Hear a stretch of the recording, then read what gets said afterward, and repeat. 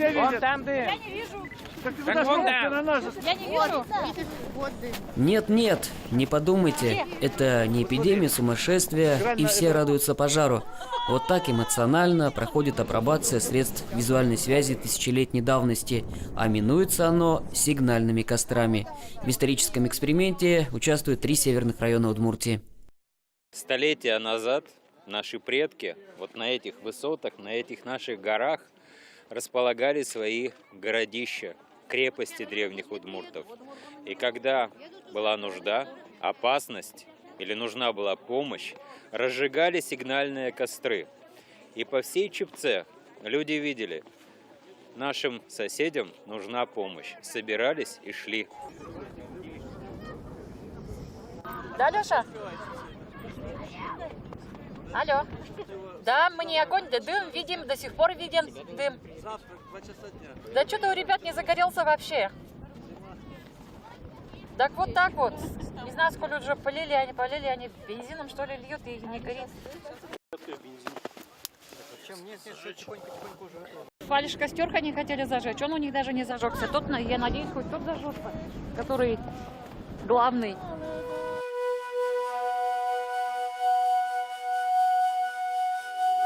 Если и правда, сигнальные огни были средством оповещения при опасности, наши предки должны были действовать намного шустрее потомков.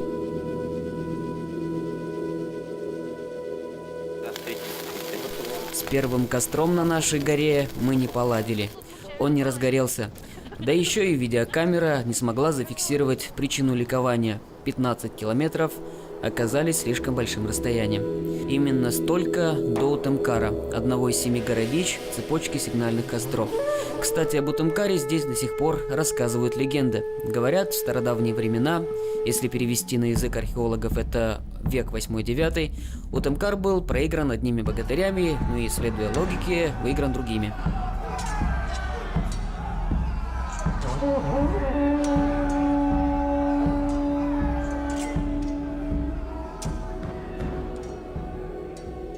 Собрались когда-то по древней легенде батыры, богатыри иднакарские и богатыри дандинские. Ну, то есть 2 дружины спорили. Кому же достанется вот городище Утымкар? Утымкар очень выгодно расположено, и есть такая версия, что Утымкар это были торговые врата Иднакара. Когда оттуда шли корабли, они останавливались именно в Утымкаре. Там они разгружались и платили дань за то, что они проходят по реке. Вот. И это место было очень выгодно расположенным. Вот. Именно поэтому городище представляло очень большую ценность. Воевать никто не хотел. Лишний раз проливать кровь, это, конечно, очень нехорошо. Поэтому они решили этот спор решить специфическими играми. Они стреляли из лука.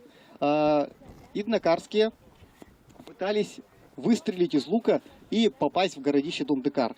На самом-то деле это расстояние огромное. Вот отсюда, если примерно посмотреть, Дондыкар будет располагаться вот на тех горах. Вот там вот видите? Вот в той стороне будет находиться городище Дондыкар. Если по прямой расстояние брать, это примерно 15-20 километров. Вот. Соответственно, они выстрелили, и стрелы не долетели. Тогда дандинские богатыри выстрелили, и их стрелы упали прямо в городище Иднакар. Поэтому решили, что Утымкар, в переводе с удмуртского «выигранное городище», оно достанется богатырям дандинским. С какой же силой должна была быть натянута тетива лука этих богатырей?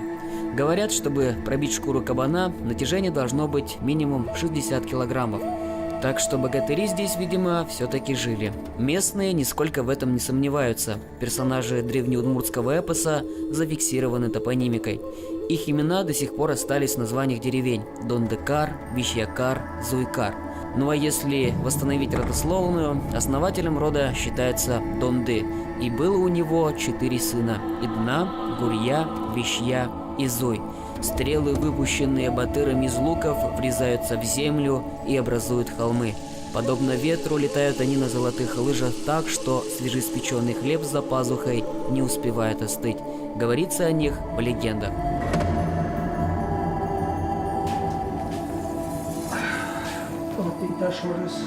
Валентин Белых изучил каждую досконально, и получились портреты. Портреты удмуртских батыров.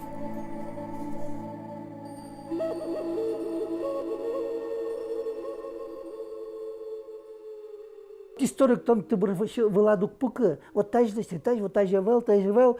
Тон кыжы пормежи клыштичкот, вот шулан киште, а если тон тут вот, та же вел, та исторический тон археолог, историк ты биршират пуке учко, сразу над мылкадут квашкалоз и намырно успорма, а культос сиялот.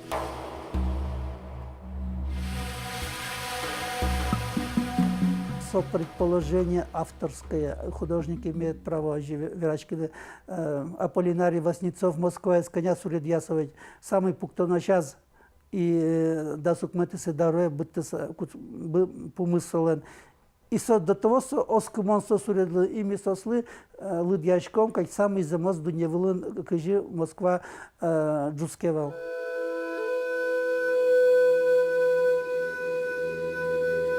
Кроме авторских предположений знаменитого художника, конечно, есть и историко-археологические факты. Городище старшего сына Донды, Идны, изучалось достаточно длительное время.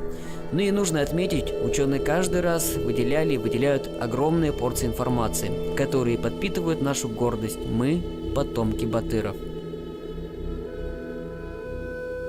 Удмурткалыклен кылдемезно башкала история с гибдячкемын камна ватка котрыш мусимге сын. Но джуч куне премзылыш ажвыл культура зес, улем зес, лучше чеберецес, тужгесно яркот вожмато, чупти котрыш шайоз, карьоз, лучиньоз, но мукетин пилетьоз. Сос палыш тужгесно чеберез, тужгесно тодмоез, Луис Иднакар. О городище Иднакар, иногда в транскрипциях русских восприятий Игнакар, встречается в песцовых книгах, встречается в упоминаниях путешественников еще в XVIII веке. Достоверно вот это вот зафиксированное этническое название, то есть удмуртов Иднакар, приводит известный исследователь Глазовского района, вообще чепецких земель, Первухин. А кроме того, Первухиным были записаны целый ряд так называемых богатырских легенд или легенд о чепецких батырах, в которых говорится о том, что давным-давно на чепецкую землю пришли богатыри, и главным у них был богатырь Данды. Вот у него были сыновья, в том числе и сын Идна. Когда богатыри выросли, то есть они разошлись в различные земли, образовали свои новые городища, а Идна остался на отцовском, на первом городище. Здесь прожил довольно-таки долгую жизнь, воевал, сражался за свою землю. И отсюда вот это название Иднакар, то есть город, крепость богатыря Идны.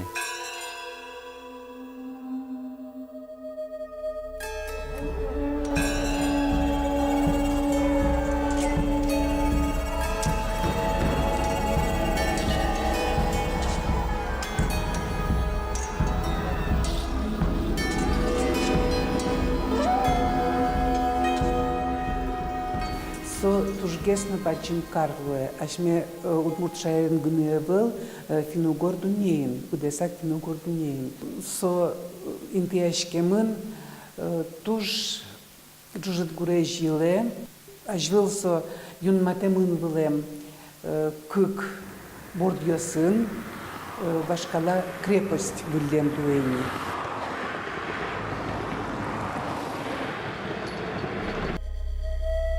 Сначала был небольшой кусочек, пятачок, отделенный крепостной стеной. Потом появляются люди, видимо, население увеличивается, строится дополнительный вал, территория расширяется. И вот так постепенно вал за валом, ну как та же самая Москва, вот эти вот кольца Москвы, это же самая эволюция города. Здесь мы имеем то же самое. Об Иднакаре знали далеко за пределами современной Удмуртии. Здесь жили умелые кузнецы. Своим мастерством они не уступали византийским. Так говорят всезнающие ученые. И нет повода им не верить. Ну и чтобы не быть голословными, археологическая находка. Топор-самоточка. С краев мягкое железо, в середине сталь. Чем больше топор в работе, тем он острее. Умелыми были и косторезы. Кстати, этот промысел восстановили. Теперь аналоги тех украшений доступны и для современных модниц. А без них никак. В шкатулках финно-угорских женщин, видимо, так генетически заложено колечком, браслетом, бусом быть во все времена. Кстати, бусы из стекла были довольно-таки дорогим украшением, а некоторые из виднокаровских красавиц на себе носили целое состояние. За одну стеклянную бусину можно было обменять на одну серебряную монету. А за одну серебряную монету можно было купить целую корову. Вот там вот был могильник. Вот, когда ученые-археологи вскрывали могильники, в каждой женской могиле находили 50, 60, 70, самый большой 450 бус. То есть представьте, что у одной женщины, да, было состояние примерно на целое хорошее стадо коров.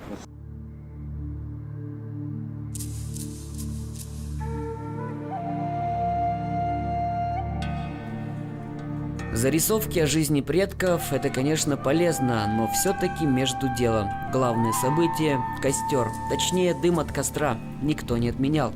Цепочку нарушать никак нельзя, это уже богатырка. Здесь хозяйничают водители внедорожников, и есть в Глазове такой клуб. А есть еще и клуб любителей покататься на снегоходах.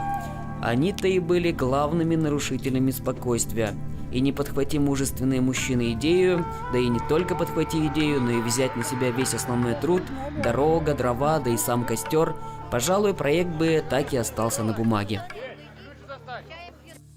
Участвовать в акции, в том числе еще, 2 недели готовились, в том числе еще и покататься на снегоходе, почему бы нет. Вот 2 недели сначала дрова возили, места расположения определяли, точки все возвышенности определяли. Вот, а потом уже в последний день только мы уже тут разъехались по этим местам и подожгли все-таки костры. Но вот благодаря всем нашим орлам, богатырям, мы и получили такой результат, как получили сейчас. Теперь наша очередь. Не опростоволоситься бы на этот раз. И все-таки разжечь костер. Основной.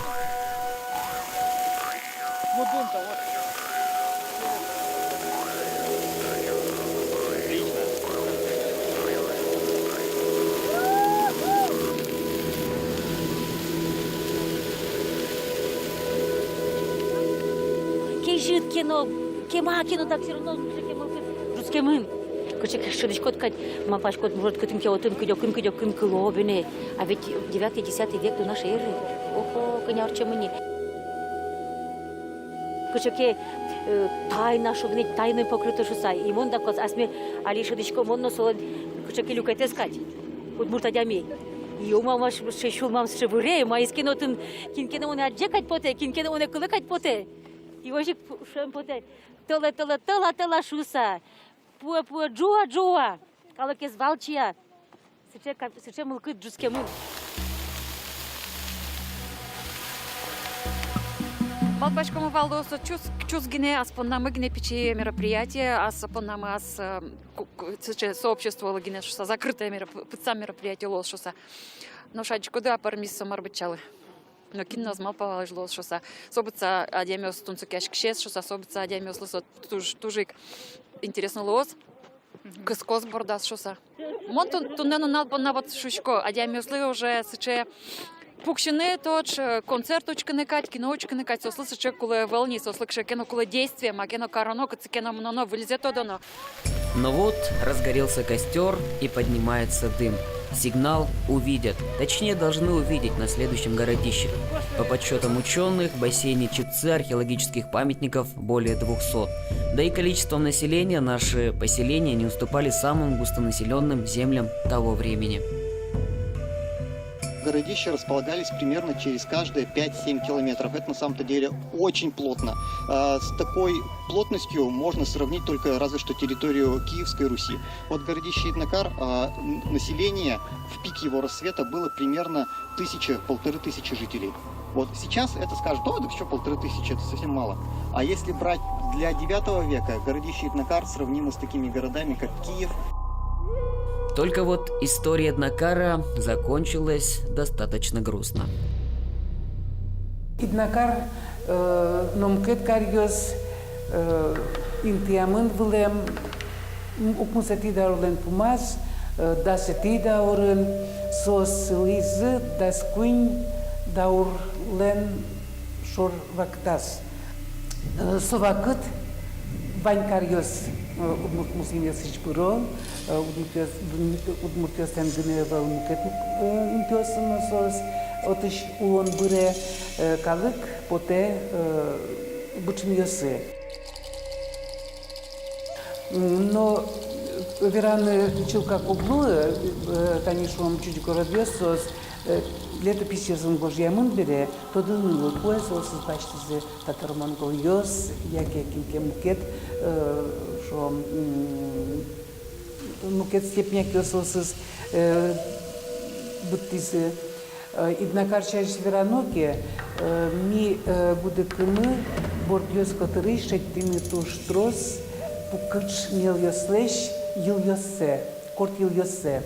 Сос кудогес квасалскемын, кудогес чигемын, но сос люкашкемын бордьос котырын. Мимал пашкомы даскунети даурлен шорва кытас, Татар-Монгол йос булгар кар йосты буттем зебере, кудогес буизы олонош тачы нилес йосы, но кычеке говориляматуни ожьёс, собере татым он смукуцкис.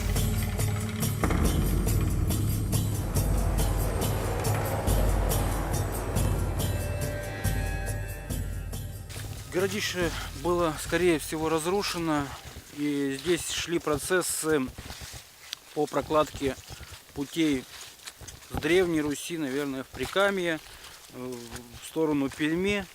Иднакар стоял просто на удобном торговом пути, и поэтому подобный вот форпост, крепость, она была невыгодна для развивающихся в тот период русских княжеств.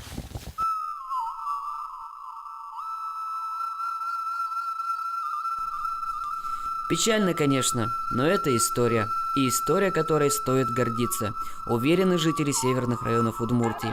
Да и не только они, весь ученый состав Института истории языка и литературы. Они тоже стали организаторами исторического эксперимента, который, если все сложится удачно, будет началом еще большего проекта.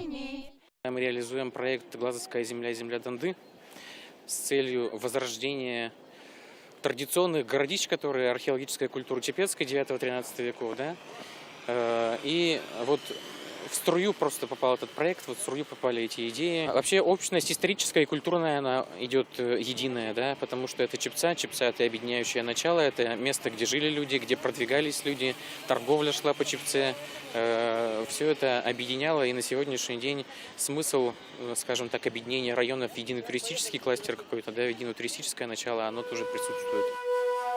Северные районы Удмуртии, а именно Центр культуры и туризма Глазовского района, замахнулся на название исторической прародины удмуртов. Здесь планируют построить не просто дом богатыря Донды, а культурно-туристический парк Дондедор. Сегодня уже есть некоторые эскизы. Крепостная стена, чистокол, чул. Даже предусмотрели яму-ледник, своеобразный холодильник древних. Но вживую все это должно быть намного интереснее. Исторический эксперимент, кстати, закончился на том месте, где планируется построить дом-крепость прародителя удмуртских батыров. Финишем в череде событий уходящего дня стало добывание живого огня. С великим трудом, но и с задачей справились. После особо суеверные шептались: будут сложности, но крепости удмуртского батыра на земле удмуртской все-таки быть.